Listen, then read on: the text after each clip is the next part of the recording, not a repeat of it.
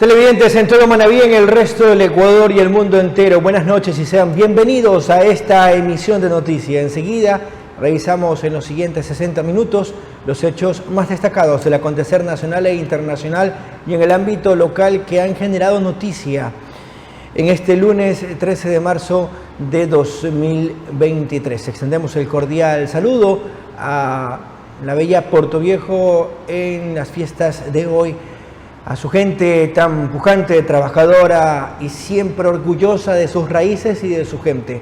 Así que extendemos la felicitación para todos ellos.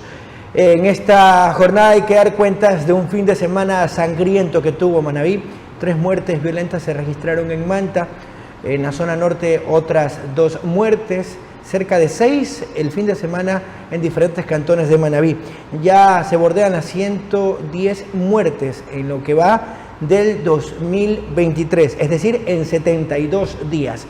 Cifras que ya duplican incluso el arranque del 2022. Existe preocupación en la ciudadanía, respuesta por parte de las autoridades. En el caso de Manta, más personal de inteligencia se ha trasladado a petición del alcalde, ya lo ha confirmado la propia policía y que están trabajando para tratar de prevenir y de evitar que se sigan cometiendo hechos delictivos en donde incluso ya hay víctimas colaterales, como es el caso de la niña Lía de apenas 9 años este fin de semana en el barrio 8 de enero. Les recordamos que el presente servicio informativo se retransmite en tiempo real por nuestra cuenta oficial de Facebook. Estamos como Televisión Manabita, por nuestra web www.tvmanabita.tv. Posteriormente lo podrán revisar en nuestro canal de YouTube. En la Asamblea siguen buscando argumentos para presentar el juicio político en contra del presidente Guillermo Lasso Mendoza. Al menos la oposición está trabajando fuerte mientras se mantienen las críticas para promover justamente este juicio político, ya que están encontrando las causales que vaya debidamente sustentado ante la Corte Constitucional. Empezamos con el desarrollo de las noticias y lo hacemos en el ámbito de la crónica roja. Arrancamos en Manabí. La policía realizó el decomiso de media tonelada de droga que pretendía enviarse a otros países. También se detuvo a 2 personas a las que se le dictó prisión preventiva mientras dure la investigación. 2 personas fueron detenidas por la Policía Nacional en la operación denominada Huracán. La Fiscalía, con la orden de un juez, allanó un inmueble encontrando media tonelada de sustancia catalogada sujeta a fiscalización, encaletada en un terreno. Fueron ubicados 450 paquetes rectangulares envueltos en cinta de embalaje que contenían una sustancia blanquecina, la misma que al ser sometida a la prueba de campo dio positivo para 509 kilos 900 gramos de cocaína en cuanto a su peso bruto. La operación se realizó en el cantón Montecristi, en Manabí. Aquí la Policía Nacional, junto a sus unidades especiales como el GEMA, UIAN, Criminalística, encontraron la droga y junto a ellas otras evidencias. Un vehículo tipo camioneta valorada en aproximadamente $10.000 americanos, 2 teléfonos celulares que fueron aprehendidos los ciudadanos ecuatorianos, Nixon Giovanni CD y Oscar José AG. Según la investigación policial, esta sustancia iba a ser trasladada a otros países. Cada bloque estaba envuelto con cinta de embalaje y con una figura con la palabra mafia. Esa droga iba a ser de pronto embarcada. Tenemos los antecedentes de que en el lugar fue destruida una pista cercana, como también tenemos antecedentes de que las lanchas con motores tipo GOFA salen con dirección hacia Norteamérica con esta sustancia. Las 2 personas detenidas no registran antecedentes penales, pero fueron puestas a órdenes de las autoridades competentes y junto a ellos toda la evidencia encontrada, informó Marcelo Ruiz. Hoy sacapintas también robaron a una persona que salía en pleno centro de Manta, a plena luz del día, de una casa bancaria. Incluso hubo cruce de balas, daños a propiedad privada. El hecho ya está siendo investigado por parte de la policía. Y tal como lo decíamos, en Manabí 3 personas murieron asesinadas durante el fin de semana. Entre las víctimas está una niña de 9 años que fue alcanzada por las balas en Manta. Marcelo Ruiz nos tiene los detalles. En un video de cámaras de seguridad quedó grabado el momento en que un sujeto dispara en repetidas ocasiones en contra de Joseph Gabriel Romero Las, a quien lo conocían como Venezuela. Según la información policial, ellos se encontraban libando en el portal de una vivienda. Es una muerte selectiva. Se puede ver claramente que es una muerte selectiva, ya que el señor se encontraba en una reunión con varios individuos. fueron específicamente donde. El sicario, una vez que realiza los disparos, se va en una motocicleta junto a otra persona que lo estaba esperando. Los videos están en manos de la Policía Nacional, quienes están tras su búsqueda. Son dos individuos que venían en una moto aparentemente Pulsar. Es lo que se tienen los datos hasta ahora. Los habitantes en la ciudadela San Cristóbal en Puerto Viejo, donde asesinaron a Romero, están preocupados ante tanta inseguridad. Aquí la policía acordonó el lugar, donde se recogió más de 10 indicios balísticos. 2 horas más tarde, en el cantón de Manta, la policía acudió al barrio 8 de enero, donde sujetos en motocicleta asesinaron a Óscar Mauricio Campuzano Quirós, de 35 años de edad. Producto del ataque a bala, una menor de edad resultó con heridas y fue trasladada a un hospital, donde minutos más tarde falleció. Lo lamentable de todo esto es la víctima colateral, la cual falleció ya en el Hospital Rodríguez Zambrano, una niña de 9 años, que no tenía absolutamente nada que ver con este hecho, que fue víctima de los disparos que procedieron a realizar estos delincuentes en ese lugar. Los cadáveres de las personas asesinadas fueron llevadas a Manta en el carro de medicina legal. La policía continúa con las investigaciones de estas nuevas muertes violentas en Manabí, informó Marcelo Ruiz. Y en Manta también se confirmó la muerte de un hombre que resultó herido en un ataque tipo sicariato este domingo, con lo cual las víctimas mortales en este distrito se incrementan a 38 en 72 días que van del 2023. Como Joan Carlos Mera Mendoza, de 27 años de edad, fue identificado el hombre que recibió el atentado cuando caminaba por la avenida 114, cerca del Nuevo Tarqui, en Manta. Aún con signos vitales, fue trasladado hasta el hospital Rafael Rodríguez Zambrano, donde los médicos trataron de salvarle la vida, pero finalmente murió. Su cuerpo fue trasladado al centro forense para la autopsia respectiva. En otro ámbito de la noticia, el gobernador de Manabí, Hernán Barreiro, se refirió a los más de 11 millones de dólares que el gobierno central destinará para la limpieza y encauzamiento de 3 ríos en el cantón Chone afectados por la temporada invernal. El día de ayer, domingo 12 de marzo, tuvimos una reunión conjunta con la prefectura, con el Ministerio de Obras Públicas y la Gobernación, en la que dejamos ya reconocido y establecido una inversión de más de 11 millones de dólares en la limpieza y encauzamiento de los ríos Garrapata y Chone. En este caso, el tema del río Chone va a ser intervenido en 2 sectores, y lo que más nos preocupa y va a ser de mucho atino en la que vamos a trabajar es en la que tiene que ver en el cauce que pasa por la ciudad de Chone, para lo cual demandamos comprensión de la ciudadanía. Ya los procesos la prefectura los elevará, sabrán ellos cómo contratar, y bueno, la gobernación, el EMETOP y el de ustedes, los medios de comunicación, debemos estar unidos para ser vigilantes a que los plazos se cumplan y las obras se hagan muy bien. ¿Desde cuándo comenzarían a correr estos trabajos que están anunciando señor gobernador? Bueno, eso tendría que decirlo la prefectura, que es la entidad encargada de estas obras. Nosotros como gobierno estaremos dando los recursos y espero que sea pronto. Y cuando yo dije que voy a pelear con uñas y dientes es porque así lo voy a hacer. El día miércoles estaré en la ciudad de Cuenca, en una reunión con el señor presidente y otros ministros de Estado. Y desde allí voy a insistir para que lo más pronto posible, con la ayuda y la información que la prefectura nos dé a nosotros como gobierno, se puedan ejecutar estos recursos. Pero esto es importante que sepamos.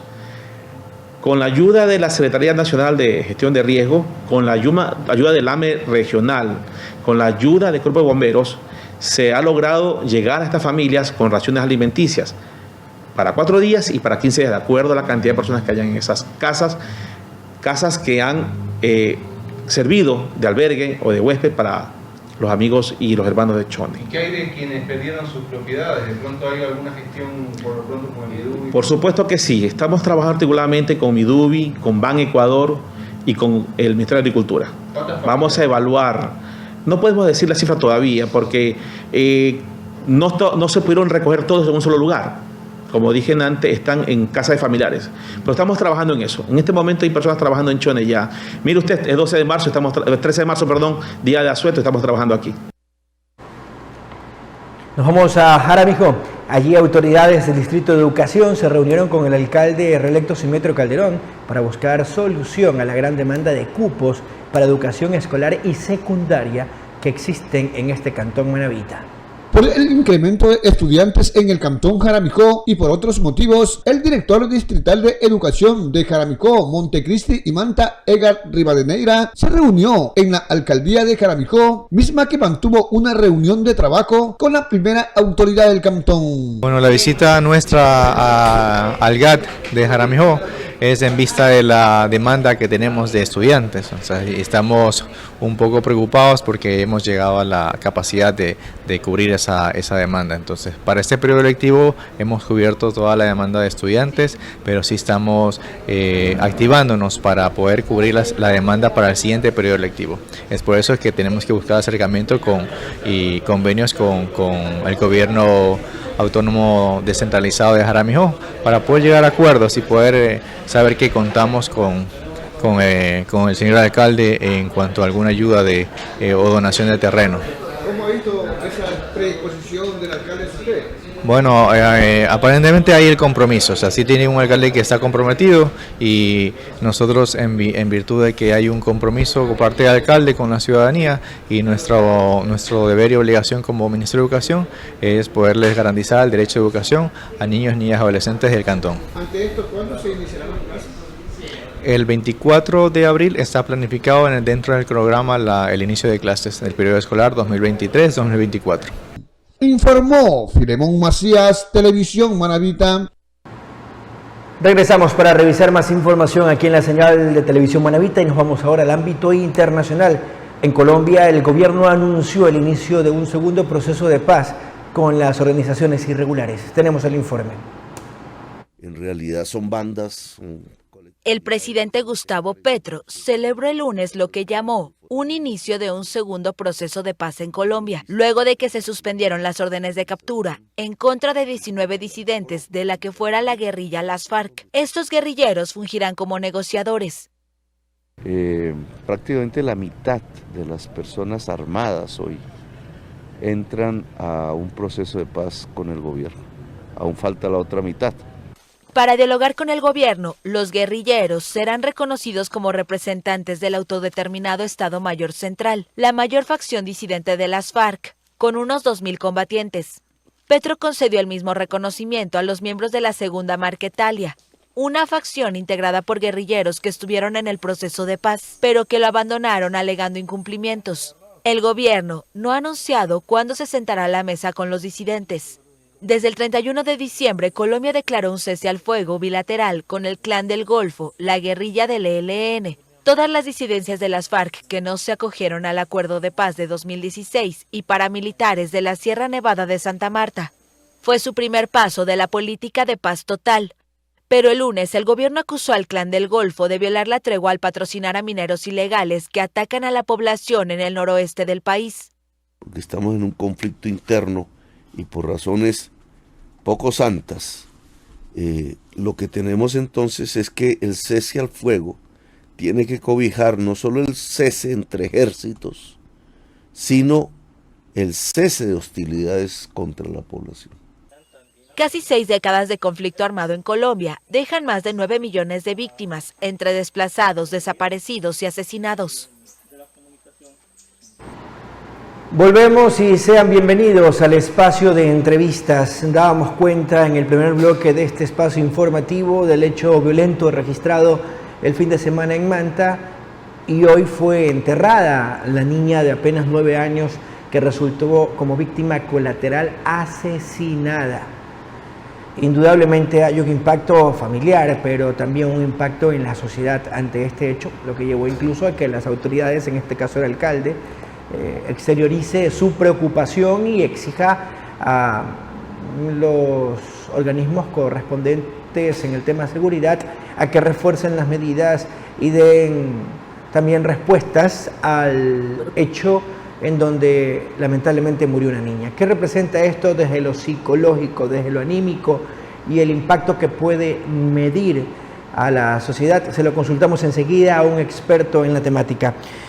Renzo Macías, psicólogo mantense, nos atiende vía telemática. Renzo, agradecerle por la gentileza. Tenga usted buenas noches.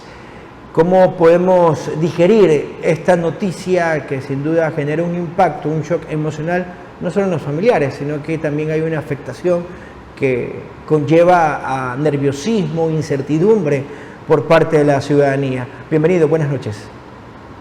Muy buenas noches, Carlos Luis, y nuevamente reiterarles mis agradecimientos a Televisión Manavita por estos espacios que nos permiten, ¿no?, conocer un poco sobre la problemática. Y bueno, contestando un poco al tema directo, el impacto psicológico, el impacto emocional que esto causa o ha venido causando, no tan solo en este caso, pero sí, este caso ha sido un detonante para que se movilicen muchas, tanto instituciones y sobre todo emociones, ¿no? Nosotros actualmente estamos pasando por algo que nosotros llamamos en psicología reacción al estrés agudo.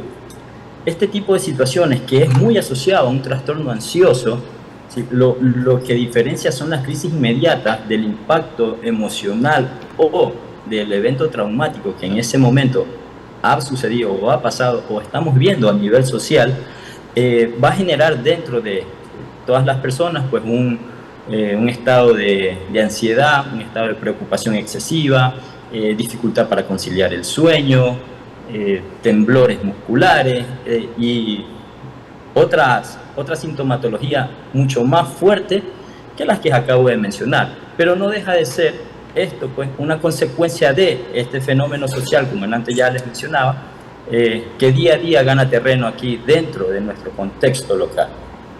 Renzo, ese impacto o esa consecuencia que justamente lo explicabas de buena manera, más propenso es para quienes están cercanos a la niña, indudablemente, pero para otros niños que se encuentran con la noticia, ¿cómo debe manejar la situación el padre? ¿Cómo guiar? ¿Cómo generar algo de confianza y de reducir ese temor que puede ser también consecuencia de conocer la noticia?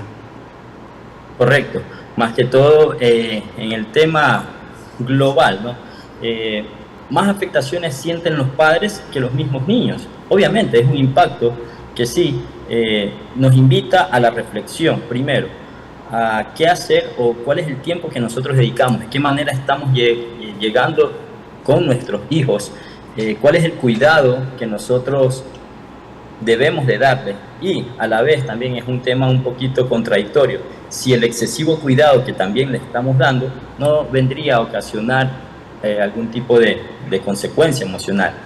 Este caso ha impactado tanto, no tan solo aquí en Manta, sino he podido conversar con otros colegas de otras provincias y se muestra una preocupación excesiva ante la situación y sobre todo pues cómo nosotros estamos canalizando desde el lado psicológico, desde una visión psicológica, este tipo de casos, cómo nosotros como personas, como mantenses, podemos direccionarnos ante esta problemática. Y es una pregunta que por lo general todo el mundo se la hace, ¿no? ¿Cómo hacer, cómo acudir, cómo actuar ante este tipo de situaciones? Si bien es cierto, y aquí me voy a meter de lleno un poco en este lado, existen muchas políticas a nivel de seguridad, políticas que incluso se hablan y que no se ejecutan a nivel estatal, ¿no? Hablándolo de esta forma, pero no existen políticas para acudir a una emergencia como esta, ¿no? Existe mucho equipamiento en armamento, en todo, pero dejamos a un lado el tema de la salud mental, de cómo ese familiar que ahorita pasó por este evento traumático vaya a afrontar este tipo de situación o este duelo, que obviamente le va a costar a nivel emocional y del cual tiene que irlo trabajando poco a poco.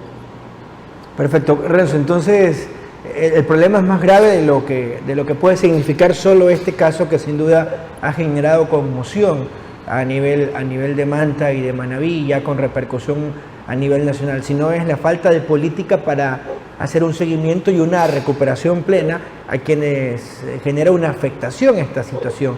¿De qué depende? De que simplemente falta de voluntad propia del gobierno, de quienes están liderando el tema médico, o hacia dónde hay que direccionar las fuerzas para que se corrija este error que ya se ha evidenciado.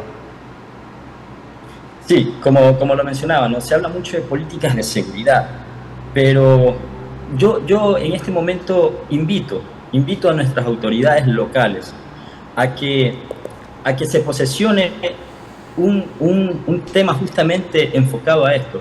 ¿Por qué no se les brinda espacios, no tan solo en este caso, sino a todas las personas, familiares, madres, hermanas, hijas, incluso hasta amigos muy cercanos, de personas que fueron víctimas de muertes violentas, y así ser, dentro de esto, pues dentro de nuestro contexto, una ciudad pionera en brindar este tipo de tratamientos grupales, psicoterapia grupal, a personas que han pasado por este tipo de eventos traumáticos, ¿no? Invitaría también, y yo siempre lo recalco, y aquí yo voy a hacer énfasis bastante, y hablándolo de manera coloquial, voy a dar duro al Colegio de Psicólogos de Manaví, para que se unan fuerzas y poder nosotros, de una manera, dentro de nuestra profesión, poder colaborar con personas víctimas bueno, familiares víctimas, en este caso, de muerte por sicariato, que sí lo necesitan, que sí requieren de un tratamiento psicológico, o sea, para afrontar este tipo de situaciones. No vamos a encontrar un fármaco en la farmacia, sino más bien una psicoterapia que te permita afrontar todo el proceso que tienes que llevar para ir elaborando un duelo. Renzo, según 2021 y 2022, el Ministerio de Salud Pública, más de 300.000 casos depresivos en el Ecuador han sido atendidos. ¿A qué obedecen generalmente? ¿Cuáles son los patrones de comportamiento? Y que los padres pueden ir identificando, que sean señales de alerta y que lógicamente necesiten ya una ayuda profesional. Y mucho más en el contexto actual, en donde los niños de pronto no están en clases, están en vacaciones, pasan mucho más, con más tiempo libre, y es allí cuando a lo mejor hay situaciones de un comportamiento que no es el normal. Sí, contextos hay muchos, un poco enfocados al tema de suicidios o eventos autolíticos, ¿no? Por ejemplo, trastornos de la personalidad, trastornos mentales, pero uno de los más fuertes es un fenómeno psicosocial. Estoy más que seguro que si, y aquí voy a hacer énfasis, ¿no?, en esto, y voy a hablarlo de tal manera, que si en este momento le preguntamos al familiar más cercano de la niña que fue fallecida si tienes deseo de vivir, ellos inmediatamente van a decir que no. Y eso ya es un síntoma de que algo está pasando. ¿No? Hoy era desgarrador, por ejemplo, el relato de la abuela, Renzo. Hoy era desgarrador el relato de la abuela, que decía cómo la niña iba muriendo en sus brazos mientras las trasladaba a una casa de salud. Por ejemplo, para ella es mucho más traumático el hecho. Correcto, sí. Como te lo mencionaba, en este momento, si nosotros nos ponemos a lidiar con esta situación que recién está está caliente, diríamoslo así, ¿no? Es un síntoma de que requieren en este momento, no tanto la persona, sino las personas que están pasando por eventos traumáticos como estos, una atención inmediata, ¿sí? No hablemos de contrarrestar la violencia con más violencia, no. Tal vez ya enfoquémonos en la problemática que se desliga a causa de otra, que es estos factores emocionales. De aquí vienen los trastornos también emocionales y personales. Un duelo no es muy fácil elaborarlo, sino más bien se lleva de un proceso que requiere de un acompañamiento psicológico. Y qué más, pues si dentro de Manta pues ya comienzan a generar o a haber políticas que lo permitan, ¿no?, o tratamientos que vayan enfocados justamente a estas problemáticas. Bastante claro, Renzo, te agradecemos por los criterios. Y es que la salud mental es parte de la política pública de salud del Ecuador, y hoy no se está trabajando en aquello. No hay ni siquiera un lugar donde recuperar de manera correcta a las personas que tienen diferentes trastornos o problemas psicológicos, como ya has puesto algunos de los ejemplos y casos reales. Renzo, un abrazo, buenas noches. Gracias a ustedes. Renzo Macías, psicólogo mantense. El impacto del asesinato de la niña en Manta sucedido este fin de semana y cuánto impactó en la salud mental de la ciudadanía. Recomendaciones de un profesional que vale la pena ponerlas en práctica. Vamos a una pausa, pero cuando regresemos hay más noticias aquí en la señal de televisión Buenavista. Gracias por seguir con nosotros y sean bienvenidos nuevamente al espacio de entrevistas. Vamos a hablar ahora de temas legislativos y del contexto político nacional que vive el Ecuador en medio de una crisis evidente. Hay dos caminos, dicen los expertos: muerte cruzada o juicio político. Se lo consultamos enseguida a nuestro invitado, Javier Santos Abando, asambleísta independiente por la provincia de Manabí, nos atiende vía telemática. Asambleísta, siempre es un gusto, es un placer poder conversar con usted y plantear la interrogante a raíz del pronunciamiento hecho público hoy en donde la oposición ratifica que el juicio político va, pero ¿bajo qué argumentos? Ya se encontraron las causales y los sustentos correspondientes para que la propuesta vaya bien firme. Bienvenido, buenas noches. Buenas noches, Carlos Luis, un gusto saludarte a ti, a todos los que están conectados a través de los diferentes medios, a Televisión Manavita. Siempre es un gusto compartir estos espacios. Bueno, las dos salidas democráticas y constitucionales que usted mencionó, una está en el 145 de la Constitución, que es la muerte cruzada, que para mi entender, estaría facultada en este momento por el presidente, tendría la capacidad.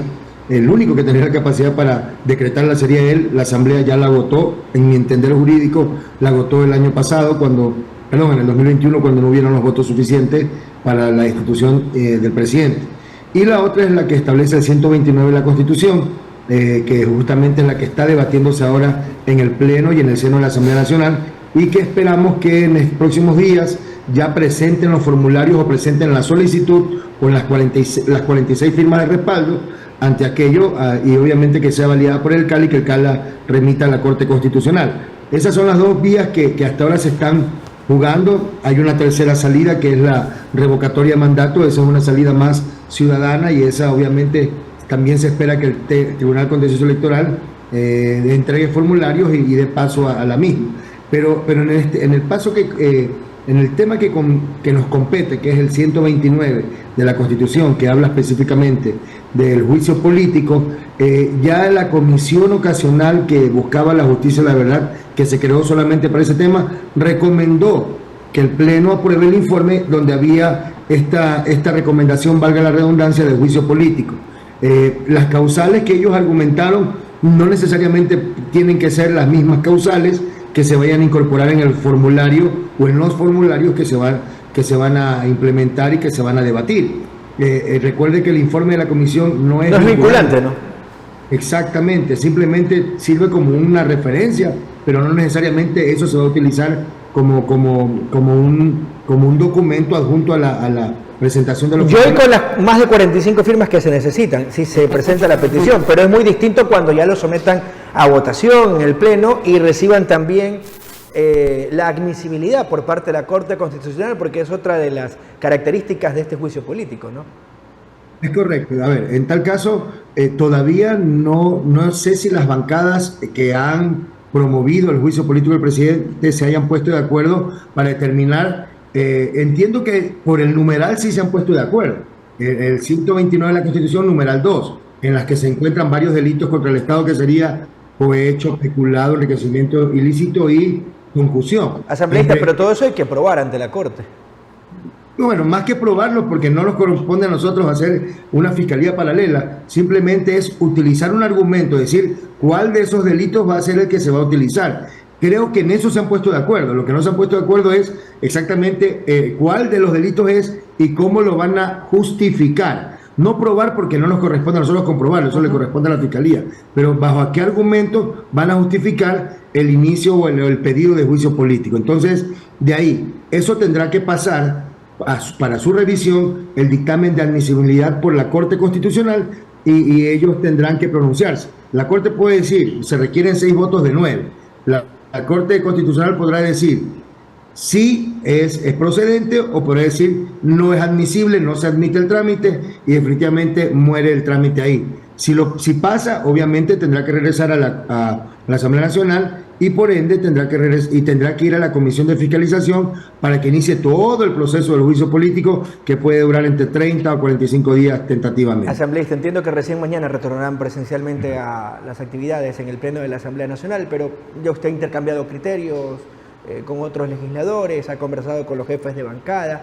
¿Qué percibe? ¿Toma fuerza el juicio político? ¿Tiene los argumentos sustentables para que siga en pie? ¿O hay otro mecanismo para tal vez resolver la encrucijada en la que nos encontramos hoy los ecuatorianos? Esto es de números y de escenarios, Carlos Luis. Y le voy a plantear de esta manera, lo voy a tratar de graficar.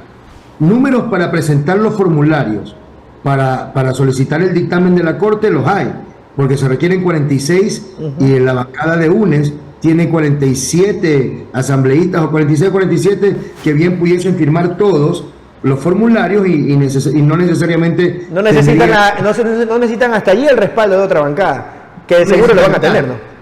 Pero ahí viene el escenario, ¿no? Si ellos llegasen a hacer eso y presentan los formularios solo con su respaldo, se les puede caer más adelante si es que pasa el juicio, porque las otras bancadas no creo que permitirían que solo la bancada de UNES presente los formularios, presenten el juicio político y no haya otra bancada que pueda sumarse. Entonces yo creo que en ese escenario lo que va a pasar en estos días es que pasarán unos días hasta que se pongan de acuerdo entre bancadas y presenten en conjunto, tal vez con más de 46 firmas, de respaldo, pero eso tendrán que ponerse de acuerdo en estos días. Dependiendo de aquello, y ahí viene la pregunta, ¿hay los votos para el juicio político? Yo creo que más de un asambleísta lo pensará. Yo le puedo en este rato decir, sin necesidad de ser brujo, que 22 votos no tendrá el juicio político, que son la bancada de gobierno. Pero hay otros asambleístas que están sueltos. Pachacuti dijo que no va a firmar la solicitud a través de Salvador Quispe. No significa que cuando se presente el juicio político vayan a mantener esa postura, ¿no? Exactamente. No significa que cuando se dé el juicio no vayan a votar a favor de la censura y destitución del presidente Lasso. O no significa que algunos bloques se desgranen y hayan asambleístas que mantengan posturas diferentes a lo que sus bloques les indique. Por lo tanto, los escenarios son diversos. Yo creo que gran parte de que estos procedimientos vayan acorde como lo han planteado la oposición en la Asamblea Nacional va a depender mucho de los formularios y de cómo sustenten y argumenten el tema del juicio político, bajo qué argumento lo van a plantear. De eso va a depender muchísimo, creo yo. ¿Ya decidió su postura, asambleísta? ¿Cuál es su decisión? Si usted me pregunta a mí... Porque entiendo que hoy está independiente, no pertenece a una bancada legislativa, ¿no? Yo mantengo en conversaciones con el bloque de Izquierda Democrática, estamos conversando con ciertos compañeros legisladores, no necesariamente significa que voy a obedecer a ultranza a lo que me digan, pero mantenemos diálogo permanente. Pero si usted me pregunta a mí, si la causal iba a ser traición a la patria, yo de cajón iba a decir que no tiene pies y cabeza. ¿Por qué? Porque no hay que lo sustente. Pero si usted me pregunta a mí si el Ecuador todavía soporta un presidente como el que tenemos, yo creo que no. O sea, hay que buscarle la salida. Pero no lo veo tan convencido que esta sea la salida. Porque usted decía, el escenario dependerá de la voluntad de los legisladores y hoy es incierto eso. Yo lo que le quiero decir, Carlos Luis, es que para mí el fin no justifica los medios. No con el afán de sacar a una persona o un gobierno vamos a aprobar cualquier cosa. Las cosas tienen que hacerse bien para que más adelante no hayan problemas en las diferentes decisiones que tomemos como Asamblea Nacional. En tal caso, el fin no justifica los medios. Si argumentan bien, lo mejor que le puede pasar al país es que el presidente Lasso dé un paso al costado o salga del mandato de gobierno y asuma, como dice la Constitución, el vicepresidente hasta que termine el periodo. Y obviamente ver la posibilidad de que haya mejores espacios de gobernabilidad. Pero ¿bajo qué argumentos? Esa es la parte, el qué está claro, el cómo es el que todavía no sabemos si es que va a tener el apoyo o no de la Asamblea Nacional. Y es el más importante, y es el que debe resolverse en las próximas horas. Pero muchos también expertos argumentan que el que tiene el sartén con el mango es el presidente de la República, por si el panorama viene complicándosele, tiene también la figura constitucional de la muerte cruzada. ¿Les llena de temor a ustedes en la Asamblea Nacional esa posibilidad? No, en lo particular no. Yo la verdad que dudo mucho que el presidente esté pensando en accionar el 145 de la Constitución, que es la muerte cruzada, que él firme el decreto de muerte cruzada. Yo dudo mucho esto, ¿por qué? Porque pienso yo que si es que llegase a detonarse, recuerde que ya hubo una advertencia, por no llamarlo de otra manera, por parte de las organizaciones indígenas diciendo que si el presidente activaba la muerte cruzada, saldrían a las calles.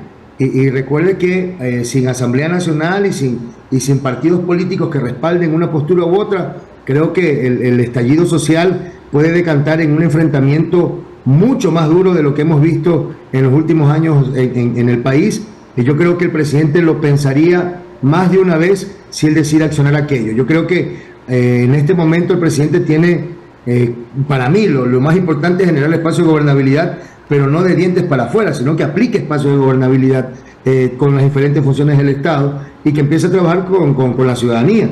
Pero yo, si usted me pregunta si yo creo que el presidente active el decreto de muerte cruzada, creo que si lo hace estaría cometiendo otro error muy grande, gravísimo, porque esto decantaría seguramente en el estallido social que no queremos los ecuatorianos y perjudicaría más a la sociedad. Asambleísta, en medio de este complejo contexto y esta diversidad de escenarios que muy bien lo ha analizado, ¿qué alternativas quedan mientras tanto para nosotros los ecuatorianos? ¿Cómo mejorar los tantos problemas que se requieren solucionar de suma urgencia? Por ejemplo, seguridad. ¿Qué hacer desde la competencia de ustedes en la Asamblea Nacional? Es que no solamente parte por la competencia nuestra, estimado Carlos Luis. Yo presenté un proyecto de ley que lo sustenté la semana que pasó, en la Comisión de Justicia para tipificar el narcoterrorismo, para tipificar el tema de la narcodelincuencia, que es lo que nos está azotando. Presenté este proyecto de ley para crear esta unidad élite entre Fuerzas Armadas, Policía Nacional, grupos de inteligencia o grupos élites que se activen solamente con la misión y la única tarea de abatir a los que están abatiendo al pueblo ecuatoriano. Creé este proyecto de ley que permite que todo lo que se decomise, armamento que se decomise, granada que se decomise, plata que se decomise del crimen organizado, de los narcos, sean utilizados y reutilizados para el combate a ellos mismos. En otras palabras, estamos haciendo leyes, pero tiene que haber quien las ejecute y tiene que haber una justicia comprometida. Si usted me pregunta a mí, y yo estoy planteando esto y lo estoy conversando con algunos legisladores, que requerimos también algunos votos para aquello, yo creo que al Ecuador lo que le hace falta al mediano plazo, no al corto plazo le hace falta ejecutivo que ejecute y poder judicial que ponga sanciones a los delincuentes en el tema de seguridad. Pero en el mediano plazo al país, para no vivir otras crisis como las que hemos vivido hasta ahora, lo que le conviene al país en este momento es activar el 444, el 444 de la Constitución, que habla de una constituyente. Yo creo que la Constitución hay que reformarla. Yo estoy convencido de que vivimos bajo un régimen demasiado hiperpresidencialista, vivimos bajo un régimen donde el vicepresidente es una figura decorativa, donde la función judicial utiliza mecanismos de acciones constitucionales para dejar libre a cualquier delincuente, pedófilo, violador, narcoterrorista, los dejan libres activando las acciones constitucionales, y eso está en la Constitución. O meterse la función judicial con la función política de la Asamblea Nacional. Todo eso tiene que reformarse en la Constitución, y para eso una constituyente creo que sería la herramienta fundamental para que mañana otro gobierno, sea el que venga, tenga los elementos para gobernar como corresponde. ¿Y cuándo estaría listo el proyecto o es una mera posibilidad, asambleísta? ¿Lo está trabajando? Lo estamos trabajando. Se requiere las 2/3 partes de firmas de respaldo de asambleístas para poder activar o presentar un proyecto de constituyente. Lo dice la propia Constitución, el propio mecanismo está establecido. No necesariamente activarlo, este mecanismo, significa que mañana se acaba todo, se cae todo, borrón y cuenta nueva. No, se sigue gobernando con la actual Constitución, se siguen manteniendo los mismos poderes del Estado, pero se elegirán en un nuevo proceso electoral a constituyentes para que comiencen a elaborar una nueva Carta Magna, y en el siguiente, cuando ya se termine el mandato... ¿Qué capítulos o qué temáticas de los 444 artículos deben ser modificados o que hay que revisar de la Constitución? Que le decía, por ejemplo, una Asamblea Nacional no tiene control sobre lo que nombra el presidente si no solamente es ministro de Estado. No tenemos control político sobre alcaldes o prefectos. La Asamblea Nacional no puede proponer la Asamblea Nacional proyectos de ley que tengan que ver con, remisión de deudas de la banca pública, porque solamente lo puede hacer el presidente de la República. Es decir, eso en materia de la Asamblea Nacional, sin contar lo que dice el capítulo de la función judicial, donde les dan a ellos demasiado poder a un juez ordinario para que mañana dicte medidas constitucionales sin discernir a quién está brindando una acción constitucional, o el vicepresidente en el Poder Ejecutivo, que sea una mera figura decorativa. Me parece que la Constitución tiene que comenzar a poner estos temas sobre la mesa y ir planteando reformas, o por qué no reformarla con una nueva Carta Magna. Asambleísta, gracias por su criterio, siempre es un placer conversar. Buenas noches. Gracias, Carlos Luis, un abrazo a todos. Javier Santos Abando, asambleísta independiente por Manaví. Y los criterios en torno a estas dos vías, muerte cruzada o juicio político, están buscando los sustentos y las motivaciones, las causales, para proponer entonces el juicio político al presidente de la República, Guillermo Lasso Mendoza, esto tras la recomendación que efectuó la Comisión Multipartidista. Hacemos una pausa y enseguida regresamos con más aquí en la señal de televisión Manavita. Gracias por seguir con nosotros, recta final del informativo de hoy. Rotaract, recordemos que es un grupo asociado a Rotary International que está compuesto por jóvenes mayores de 18 años y que trabajan en diferentes aspectos de desarrollo, de liderazgo, y justo hoy arrancó la Semana Mundial Rotaract. Rotaract ya tiene 55 años y son más de 46.000 los clubes rotarios y Rotaract en todo el mundo. Vamos a hablar de las actividades que tiene planificada durante esta semana el Club Rotaract Manta Spondylus, de los más recientes, de los más jóvenes. Hace 3 años se creó y nos acompaña de manera presencial en los estudios de televisión Manavita en Manta su presidenta, Kiara Zamora. Kiara, es un gusto, es un placer. ¿Qué representa esta semana para ustedes como integrantes voluntarios del Club Rotaract y cómo lo debemos dimensionar nosotros como ciudadanía en general? Bienvenida, buenas noches. Muchas gracias por la participación. Somos un grupo, como lo dijiste, somos un grupo de ayuda social en el cual a partir de los 18 años de edad hasta los 35 años nosotros lideramos en este mundo que es de servir. Nuestra organización es sin fines de lucro y la cual su objetivo en sí es de poder tener líderes a nivel mundial, con el objetivo de poder ayudar todas las falencias que tenemos. Esta Semana Mundial de Rotaract nosotros cumplimos 55 años como organización y vamos a celebrar todos los días con una actividad. El día de hoy en los medios. El día de mañana vamos a tener una sesión solemne con nuestro club patrocinador, que es el Club Rotario de Manta Spondylus, en la cual vamos a celebrar los 55 años con una conmemoración de lo que nosotros hemos realizado en estos 3 años de fundación. ¿Dónde será eso y a qué horas mañana? A las 8 de la noche en el Club Rotary de Manta Spondylus, que se encuentra diagonal a Eventos Yanira por la universidad. Perfecto. Miércoles, jueves y viernes, ¿qué tienen como agenda y el fin de semana? El día miércoles nosotros vamos a realizar una actividad internacional con un club de México, que es el Club de Pachuca. Esta se va a realizar, es un mural, el cual lo vamos a realizar en conjunto con nuestro club, y el día jueves nosotros lo vamos a patrocinar a nivel de la ciudad de Manta, en la cual nos vamos a tomar varias fotos en lugares estratégicos para nosotros poder replicar en este sentido la belleza de la ciudad de Manta a nivel internacional y que el Club de Pachuca pueda admirar nuestra ciudad. El día viernes nosotros tenemos ya programado lo que es la foto, ¿no? La foto del nivel de lo que hemos replicado a nivel nacional e internacional.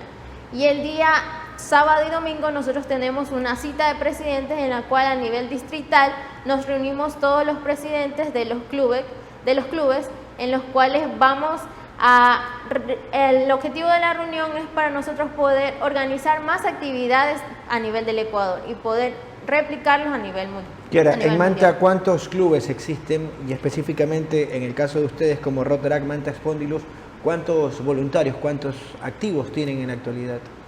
A nivel de Manta existen 2 clubes, el Club Manta y el Club Manta Spondylus. A nivel en este caso de ciudad, somos alrededor de 30 socios, tanto con el Club de Manta como el Club Manta Spondylus. ¿En qué áreas han estado trabajando, al menos en el arranque de este 2023? ¿Cuáles han sido las prioridades? A nivel de servicio de la comunidad, siempre trabajamos en pro de la comunidad. Ese es nuestro objetivo. Hemos trabajado dando capacitaciones, ayudando a escuelas, al momento de realizar una biblioteca para ellos, ya que son de bajos recursos. Ese es nuestro objetivo, o sea, poder ayudar a las personas más necesitadas, ¿no? Hemos venido trabajando en mi periodo desde el junio del 2022. Perfecto. En la reunión del sábado, ¿qué vas a compartir en cuanto a necesidades de lo que has podido evidenciar en Manta y algunos otros proyectos que podrían ejecutarse conjuntamente con la ayuda de los otros clubes a nivel nacional? A nivel de actividades tenemos lo que es de saneamiento, ya que podemos ver que la organización en cuanto al saneamiento del agua no es la manera correcta como lo estamos llevando, y creo que a nivel del Ecuador tampoco se está llevando de una manera organizada. Entonces tenemos que trabajar un poco más en esto, ya que esto nos va a ayudar a poder mantener una salud un poco más digna. Kiara, a los eventos que nos has dicho, ¿pueden asistir la ciudadanía? ¿Son eventos públicos? Sí, son eventos públicos. Pueden asistir, tomarse fotos, como hemos dicho, en los murales que vamos a realizar. ¿El mural dónde va a estar hecho? Va a estar, bueno, en este caso es un ¿Ya lo mural, están trabajando o ya está realizado? No, lo estamos trabajando. Es un mural el cual va a poderse mover a ciertas partes de la ciudad de Perfecto. Manta. Una va a ser en la playa del Murciélago el día jueves a las 7 de la noche y el mismo jueves a las 8 de la noche en el Parque de la Mar. ¿Qué temática se eligió para el mural en razón de estos 55 años como organización? El tema va a ser de la paz, porque es algo que no estamos llevando como organización y tenemos que luchar por ello. Perfecto, Kiara, gracias por los criterios y buenas noches. Kiara Zamora, la presidenta del Club Rotaract Manta Spondylus, ya con 3 años de fundación, y nos ha contado detalles de lo que será la celebración de la Semana Mundial Rotaract, que arrancó hoy y que tiene actividades hasta este próximo domingo. 55 años como organización, trabajando con más de 46.000 clubes rotarios y Rotaract en todo el mundo, esta organización sin fines de lucro. Me indica producción que así también estamos llegando a la parte final de esta emisión de noticias. Les agradecemos a ustedes por su amable compañía y recuerden, mañana muy temprano en las diferentes emisiones se actualizan estas y otras informaciones. Por su atención, gracias, buenas noches y que tengan un buen resto de semana. Televisión Manabita presentó